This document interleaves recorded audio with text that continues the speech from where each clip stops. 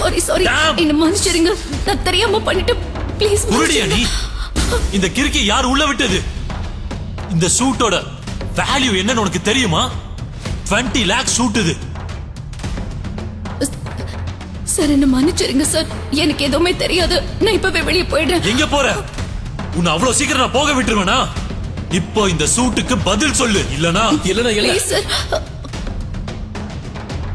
இல்லனா என்ன? அடேங்கப்பா, இன்னொரு கிறுக்கு கோமாளி வந்துட்டான். ஏன் இந்த ரெஸ்டாரண்டோட ஸ்டாண்டர்ட்ஸ் இவ்ளோ கீழ்த்தரமா வந்துருச்சுன்னு தெரியல. இந்த நிமிஷமே என்னோட வைஃப் கிட்ட மன்னிப்பு கேள. இல்ல ப்ளீஸ். நான் மன்னிப்பு கேட்கணுமா? முதல்ல நான் யாருன்னு உனக்கு தெரியுமா? லிசன், மன்னிப்பு கேட்கலன்னா நம்ம இங்கிருந்து போக முடியாது. He is the owner of Tanya Industry. Please let's நான் go. சொல்றது உனக்கு புரியலையா? மன்னிப்பு கேளு என் வைஃப் கிட்ட இப்பவே, இந்த நிமிஷமே. இல்லனா என்ன ஆகும் தெரியுமா? இன்னையோட உன் வாழ்க்கை தரமட்டமாயிடும். சர்வேஸ்வரனின் இந்த வார்த்தைகளை கேட்டு அந்த பணக்காரன் கோபத்தில் முறைத்துக் கொண்டிருந்தார். மொத்த ரெஸ்டாரண்ட்டும் இவர்களை பார்த்துக் கொண்டிருந்தது. நான் இந்த சிட்டிலேயே பெரிய diamond business man, millionaires, billionaires, ministers, chief ministers, இவங்க எல்லாரையும் என் பாக்கெட்ல வச்சிருக்கேன். நான் நினைச்சா ஒரு சொடக்கு போடுற நேரத்துல உன்னை தூக்கிடுவேன், புரியுதா? ஆனா நான் ஒரு சொடக்கு போட்டா உன்னோட பிசினஸ் மொத்தமும் காணாம போயிடும். அப்போ இந்த ஆண் சர்வேஸ்வரனை வியந்து பார்க்க சர்வேஸ்வரன் தன் பாக்கெட்டிலிருந்து போனை எடுத்து யாரோ ஒருவருக்கு ஒரு மெசேஜ் போட்டான். அடுத்த சில நொடிகளில் அந்த பணக்காரனுக்கு ஒரு கால் வந்தது. அதன் பிறகு அனைவரும் அதிர்ச்சி அடைந்தனர். வாட்? இதெல்லாம் எப்படி நடந்துச்சுப்பா? என்ன நடக்குதுன்னு எனக்கு ஒன்னும் புரியல.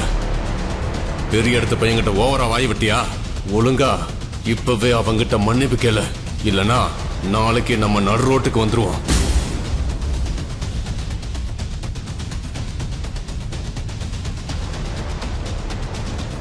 நீ இது எல்லாத்தையும் எப்படி பண்ண? அப்படின்னா நீ யாரு?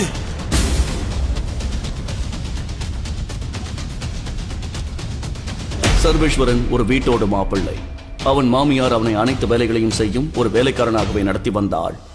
ஒரு நாள் காலை சர்வேஷ் யாரையோ பார்ப்பதற்காக பரபரப்பாக கிளம்பிக் கொண்டிருந்தான். ஆனால் இது அவன் மாமியார் அம்பிகாவிற்கு சிறிதும் பிடிக்கவில்லை. டேய் சோம்பேறி, நில்றா. இங்க வந்து என் காலை கொஞ்சம் பிடிச்சு விட. சொல்றது புரியுதா இல்லையா? நான் இப்போ முக்கியமான ஒருத்தரை பார்க்க போகணும். நான் அப்புறமா வந்து பண்றேன். டேய் சோம்பேறி, நில்றா. இது வரைக்கும் ஒரு பைசா கூட சம்பாதிக்க துப்பில்ல. ஏன் பொண்ணோட உழைப்புல உட்காந்து தின்னுட்டு இருக்க? அப்படி என்னடா உனக்கு முக்கியமான வேலை? அப்போது சர்வேஸ்வரனின் மனைவி வேதிகா அங்கு வந்தார். என்ன நடக்குதுங்க? எதுக்கு இப்படி ஓயாம கத்திக்கிட்டு இருக்கீங்க? வேற யாருக்கிட்ட? உன் புருஷன்கிட்ட தான் இங்க கத்திக்கிட்டு இருக்க. உங்க தாத்தா இவனை உன் தலையில கட்டி வச்சு உன் வாழ்க்கையவே நாசமாக்கிட்டாரு. நான் ஒண்ணு சொல்லட்டா? இவனை இப்பவே அடிச்சு இந்த வீட்டை விட்டு வெளியே துரத்து. சர்வா, நீ எங்க போகணுமோ போ, ஆனா இந்த வேலையை முடிச்சிட்டு போ ப்ளீஸ். இல்ல வேதிகா, என்னால முடியாது, நான் போய் ஆகணும். I'm sorry. சர்வா என்று சொல்லிவிட்டு சர்வேஸ்வரன் அங்கிருந்து கிளம்பி விட்டான். ஆனால் இதை பார்த்த அம்பிகாவின் கோபம் வானம் அளவுக்கு உயர்ந்தது. திரும்பி வரட்டும், அப்ப இருக்கு இவனுக்கு. இந்த பிச்சைக்கார நாயை அடிச்சு என் வீட்டை விட்டு துரத்துல, அதுக்கப்புறம் என் பேர் அம்பிகா இல்ல. சர்வேஸ்வரன் தன் கோபமான மாமியாரை எப்படி சமாளிக்க போகிறார்? தன் மாமியாரிடமிருந்து தப்பித்தானா? அடுத்து நடந்தது என்ன? சிறிது நேரத்தில் சர்வேஸ்வரன் சென்னை சிட்டியின் மிகப்பெரிய 5 ஸ்டார் ஹோட்டலான ஹோட்டல் சஃபேருக்கு வந்திருந்தான். ஆனால் அங்கு அவனுக்கு சரியான வரவேற்பு கிடைக்கவில்லை.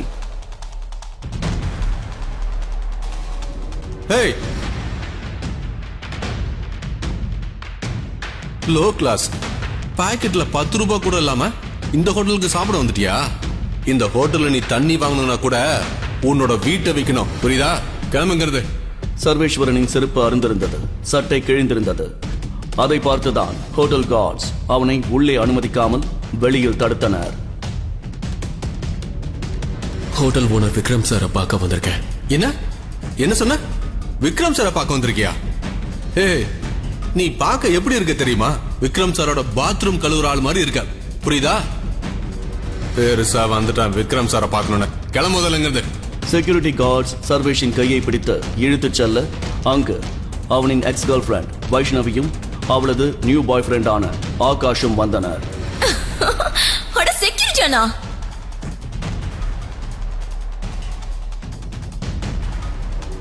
இந்த பிச்சைக்காரனை பார்க்கவே பாவமா இருக்கு. இவன் சாப்பிட்டு ரொம்ப நாள் ஆச்சு போல. நீங்க ஒண்ணு பண்ணுங்க, ஹோட்டல்ல எப்படியும் மிச்சம் மீதிலாம் இருக்கும்ல, அதெல்லாம் கிளீன் பண்ணி இவங்கிட்ட கொடுத்துடுங்க. பாவம் ரொம்ப பசியில இருக்கான் போல. வைஷ்ணவியை கொல்லும் அளவிற்கு சர்வேஸ்வரனின் கோபம் அதிகரித்தது.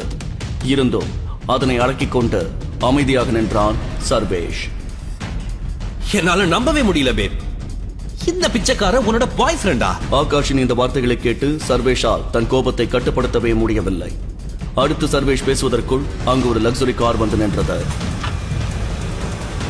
விக்ரம் சார் வந்துட்டாரு. அந்த கார் வந்தவுடன் ஹோட்டலில் இருந்த அனைத்து கார்டுகளும் அங்கு குவிந்தனர். அந்த லக்ஸுரி காரிலிருந்து ஹோட்டல் ஓனரான விக்ரம் இறங்கினார்.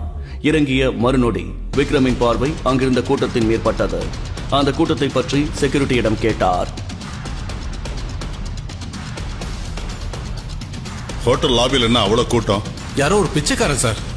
நீங்க தான் வர சொன்னீங்கன்னு சொல்றான். உங்களுக்கு எத்தனை வாட்டி சொல்றது, இந்த மாதிரி ஆளுங்க எல்லாம் ஹோட்டலுக்குள்ள விடாதீங்க. அவனை பிடிச்சி வெளியே தள்ளுங்க சார்.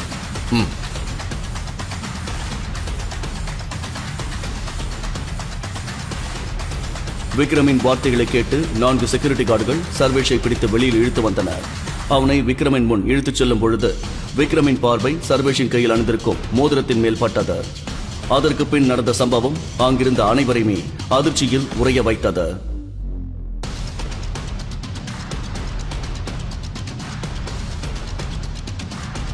விடுங்க அவரை. என்னாச்சு சார்? சர்வேஷின் மோதிரத்தை பார்த்துதான் விக்ரம் அவனது செக்யூரிட்டிகளை தடுத்தார்.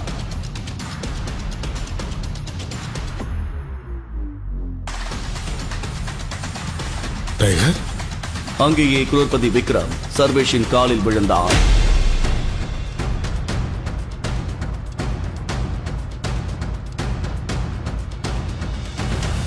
எனக்கு உங்களை அடையாளம் தெரியல, என்ன மன்னிச்சிருங்க டைகர். சிட்டியின் மிகப்பெரிய பிசினஸ்மேன் எதற்காக சர்வேஷின் காலில் விழுந்தார்? சர்வேஷ் மோதிரத்திற்கு பின் இருக்கும் ரகசியம் என்ன? அந்த ரகசியம் அனைவருக்கும் முன் வெளிவருமா?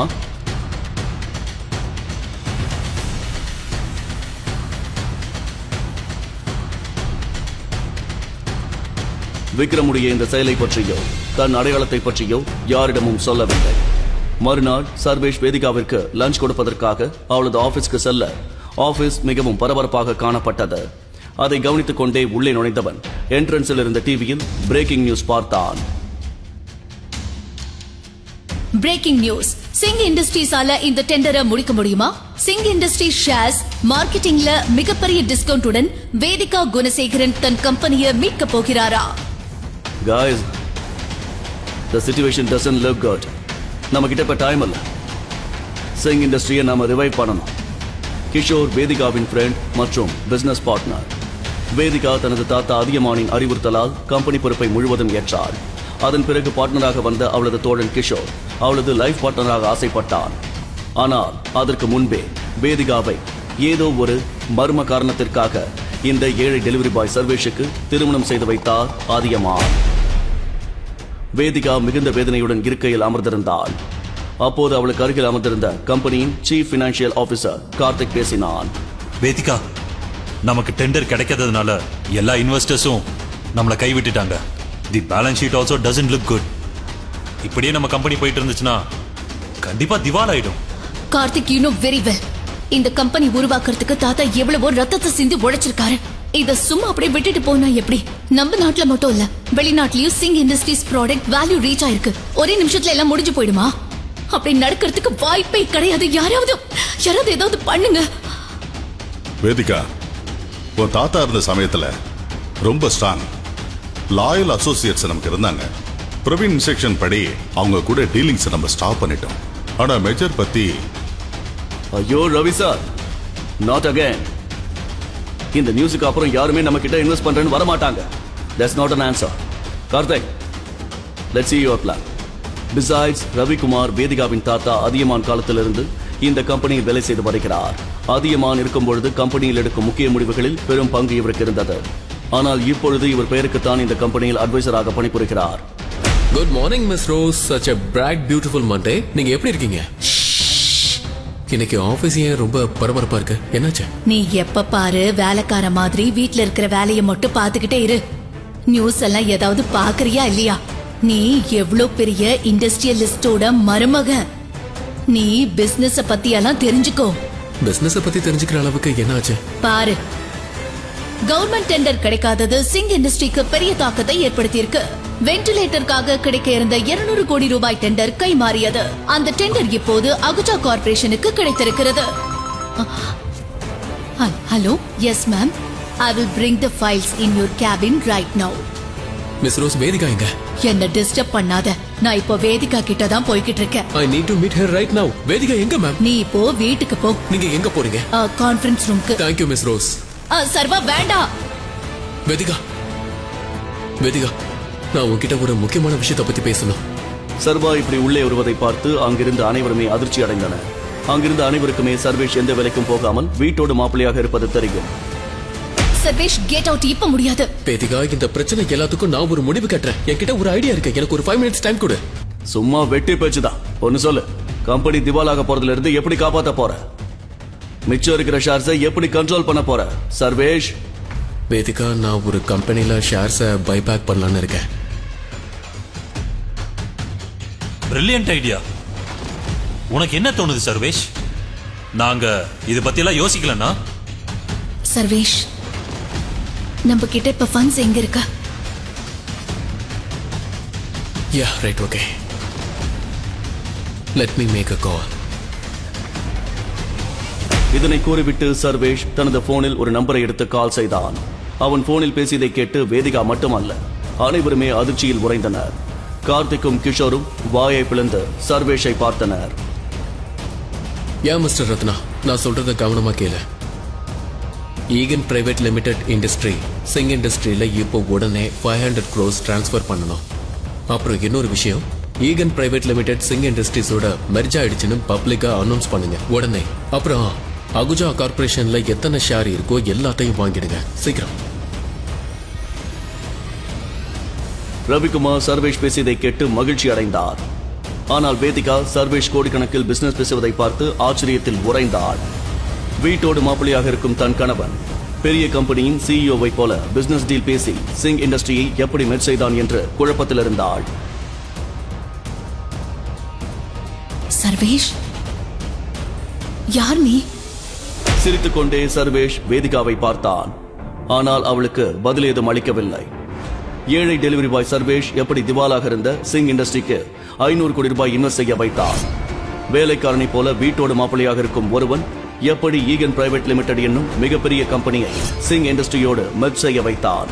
கார்த்திக் மற்றும் கிஷோர் தான் சிங் இண்டஸ்ட்ரியின் இந்த நிலைமைக்கும் கவர்மெண்ட் டெண்டர் கிடைக்காததற்கும் காரணமா? மினிஸ்டர் மற்றும் சர்வேஷ் நெருக்கத்திற்கு பின் இருக்கும் ரகசியம் என்ன? இந்த அனைத்து கேள்விகளுக்கும் பதில்களை தெரிந்து கொள்ள கீழே தெரிகின்ற இன்ஸ்டால் பட்டனை கிளிக் செய்து டவுன்லோட் செய்யுங்கள். பாக்கெட் எஃப்எம் கேளுங்கள் விறுவிறுப்பான இந்த கதைகள். Tiger returns.